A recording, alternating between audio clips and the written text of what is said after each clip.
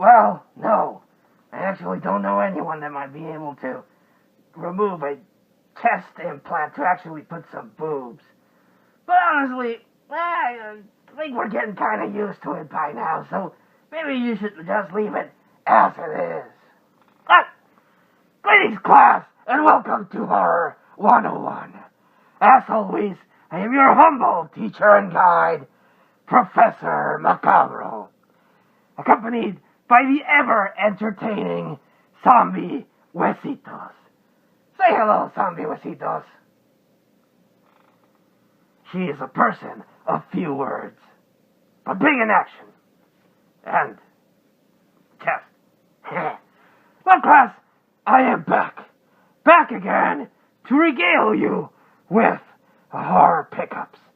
Yes, I have been trying to keep constant the video reviews, but today I wanted to add new material to the vault so I can watch and share on a review. First off, I was able to find this handsome gentleman on my travels. A very beautiful, handsome face, if I do say so myself. Yes, this little guy will work wonders come Halloween time. Say that when I saw him, I thought of Freddy or a zombie Jason, and he moves his voice. Hi, class. Hello, I am a ventriloquist. So yes, any opportunity to find a horrifying artifact for the vault is welcomed. I rather like it. The inside is hard plastic, not your flimsy plastic that you see on most masks, and the outside is this rubbery substance. It gives it a very unique, organic kind of look. Also, it's not latex, which actually brings me joy, because latex in the heat and the humidity tends to dry and crack. This is like foam, so when this gets hot, it actually starts to soften, which gives it a nice, gooey texture. Oh yes, you and I are going to have so much fun. So you'll see this handsome guy again later on in one of my videos. Who knows? That's the thing about my videos. It is chaos, and you never know what you're gonna get. Well, class, on to the movie pickups. I am quite happy to add this to the collection. Last time, we added Halloween Dress, Season of the Witch. This time, we add another movie that I have been hunting for many, many years.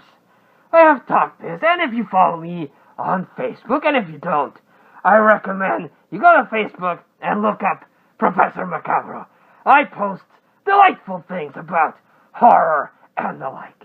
And one of those occasions, I shared with you Nightmare Fuel in a video that I found on YouTube.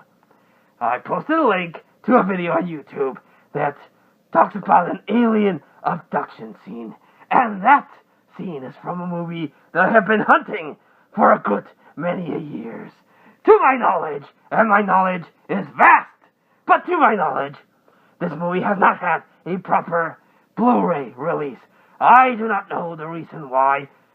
Maybe it's too obscure and they figure it's not worth printing the Blu-ray, but I don't see why.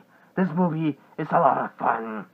It builds up the suspense until it reaches the end of the movie, and it shares the climax, which is what happens to a guy that gets abducted by aliens, and they experiment on him. And this movie is called Fire in the Sky. I enjoy this movie quite a bit. It's about this tale of a dude that goes out with his friends and then sees a light in the sky. And like a moth drawn to it, he goes like, wow, look at this light. What is it? And all of a sudden, he gets abducted. And this isn't your Close Encounters of the Third Kind. No, no. These are the type of aliens that like to experiment and probe in places where probes should not go. Yes, terrifying stuff. The four buddies go back to town and, smelling of beer and the like, tell everyone that their buddy was abducted, but no one believes them. Everyone assumes that drunk, you smell kind of drunk and you smell bad. You probably killed the guy. Yes, that's what's probably happened. You killed the poor sap. Where's the body, man? Where's the body? But eventually he comes back, naked, mutilated, traumatized.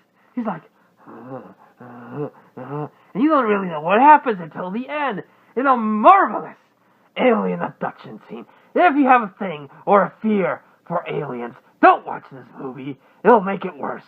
But if you enjoy horror, a slow-paced movie with a great payoff at the end, Fire in the Sky is a great movie. And once again, my dark heart fills with happiness to adding a gem to the collection. Now, I love me some vampires, and I love me some horror anime. So, I'm tickled red to have Hellsing Volume 1. I like Hellsing. I like the violence, the bloodshed, and even though she's an animated vampire character, I like the blonde vampire chick quite a bit. And how she tries to retain her innocence, but is corrupted by the thirst for blood. Vampires are by far my favorite movie monsters. So this, in all its bloody glory, is delightful. Now, I also like anime and comic books. And I remember this fine lady from a comic book series called Lady Death. Her universe was very interesting. I had heard many years ago that they were going to do a anime of Lady Death, but I never found it. Until now, Lady Death, with a nice metallic chrome cover.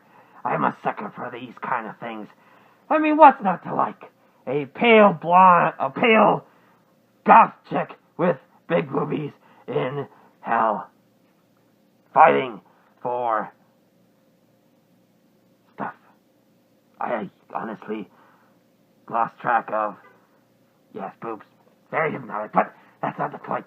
I have been looking for this movie for a long time, and I finally have it. Now, this one, I will admit, I know very little about it. Before this, have never seen it, and I hope I will get to see it now that it's part of the collection. All I know is that it stars Michael Fassbender. But this is Eden Lake. I, again, have very little to talk about this particular movie because I haven't seen it. But once I do, review time!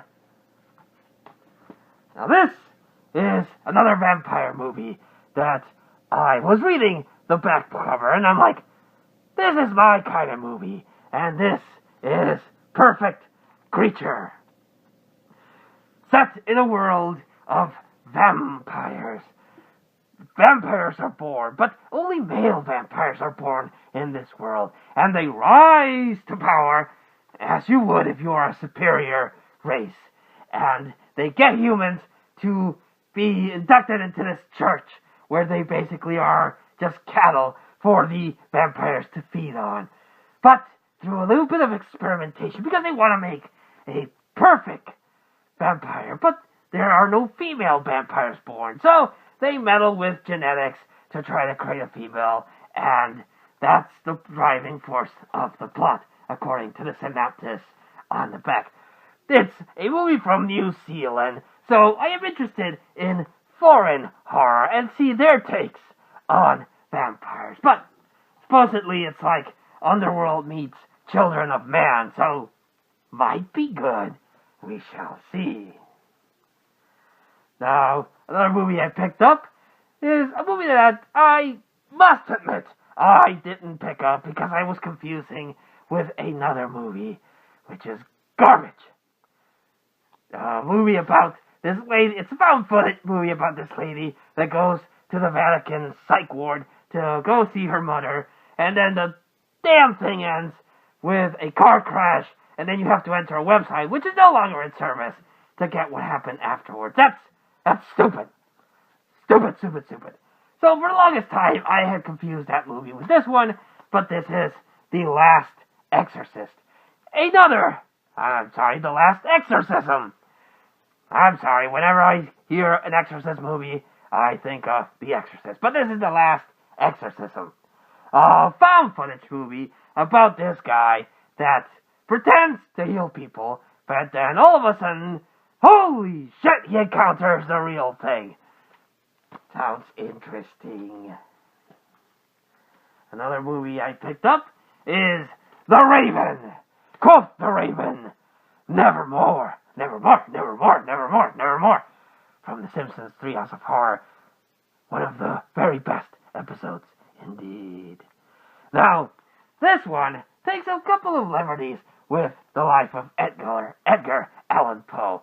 If you have never read Edgar Allan Poe, you should. You can find his work online and waste your time like that. But I, like always, suggest physical media. Glorious physical media. But the material of Edgar Allan Poe is readily available. Him, much like H.P. Lovecraft, are things you should be reading, 'cause they are good. Now, like The Simpsons said, things that would scare you back in the old days might not scare you now. Of course, in movies that would scare you before are way better than what supposedly scares you now. But that's a different topic right there. But this one is about a serial killer that is inspired by the work of Edgar Allan Poe. So the police are like, this serial killer is inspired by the work of Edgar Allan Poe. So what we should do is that we should track down Edgar Allan Poe and get his insight. So they get at Edgar Allan Poe, and he's running around with the cops trying to solve whodunit. The premise, I will not lie, is ridiculous, but the fact that they got Edgar Allan Poe in a movie seems interesting to me. And it stars John Cusack, who his career has, well, dropped significantly in recent years, but sounds interesting, so I'll give it a shot. And the last movie I picked up is not necessarily horror. I have mentioned this before.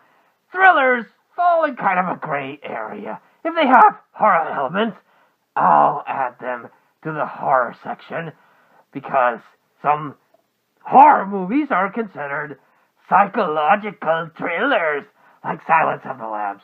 Make no mistake, Silence of the Lambs is a horror movie that just had their genre title changed so they could be nominated for Oscars, because, horror movies are too lowbrow for the Oscars, even though they've been nominated a couple of times. But, no. Can't call them horror movies, psychological thrillers. So, some thrillers fall in between horror and, just suspense movies. Suspense movies and thrillers and horror sometimes get mixed together. Now, I picked up this movie because it is a thriller, but it stars an actress that has starred in horror movies, most notably Bordello of Blood, which is a movie that I quite enjoy. But she's also starred in some thrillers here and there. But this one I picked up because it stars said actress, and the movie is called Wicked Minds with Angie Everhart from Bordello of Blood. So, call me a sucker. Maybe this movie has nothing to do with thriller or horror, but it stars the chick from Bordello of Blood, and that's good enough for me. Well, class, that was the Macabro horror pickups. Some movies might not be as good as others, I will admit, but as a horror fan, you have to water your palate with all sorts of movies. Enjoy and just breathe in the awesomeness of the classics. But also take a risk on something new. Sometimes it might surprise you. Sometimes you can laugh your ass off at how pathetically bad it is. And, of course, sometimes you get your duds that are not scary and not laughably bad. They're just bad. Well, I like to recommend the gem of the whole, and I'm going to go, without a doubt, with Fire in the Sky. If you're a horror fan, you know about this movie. And if you're new to the horror genre, or have never seen this one because it's not on Blu-ray, I would suggest you track it down by any means that you can. Physical media is the best, but the DVD is not readily available. So, by any way that you can get and watch this movie, I highly recommend it. It is good stuff, and it will make you sleep gently at night before you wake up from a alien abduction nightmare. But being scared is good. It helps the body burn calories and pump adrenaline, which of course makes you feel alive. Well, class, thank you so much for watching this pickup video. As always, I appreciate you coming to see my handsome face.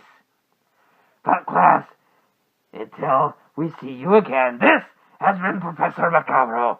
That's the augmented zombie huesitos. And until we see you, we both wish you a good evening.